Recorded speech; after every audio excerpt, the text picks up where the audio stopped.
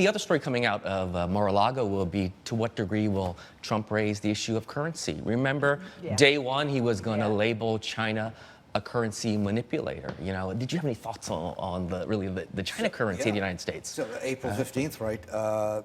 Which is not that far away. Not at all. I think it's next week, right? Next week. Treasury comes out with a report.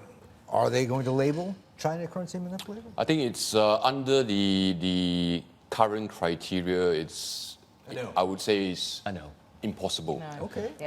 Then the big question is how are they going to tweak the criteria? I think that our view is still that it's unlikely to result in China being named a manipulator. I think there are many different independent officials talking about it, and in short is that China in recent years have not really done stuff to weaken the currency. So if you're right, is that dollar positive or negative? I'm curious. I think that would then just let the market going back to focus on the economy rather than potential tariffs or trade tensions. So I think from an economy point of view, I think even without any tax or fiscal reforms on the US side, I think it's clear that the US economy is doing relatively well. Is there not a risk here, Curtis, that Donald Trump is losing significant political capital? I mean, obviously he took a fair hit after the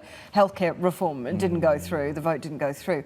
Now, if he doesn't label China a currency manipulator, that, as we were talking about, he campaigned on that. I think here we are in day 70. I think the president is facing the reality, again, of how much of the campaign rhetoric turns into real policy. But I think to his credit, there's so much that he said on the campaign trail that for better or for worse, he's trying to implement. But clearly, you know, I think the overarching message that he's delivering to American business, American people, is that it's America first. But my hope is that America first doesn't mean Asia last, South America last, that together economies can grow together.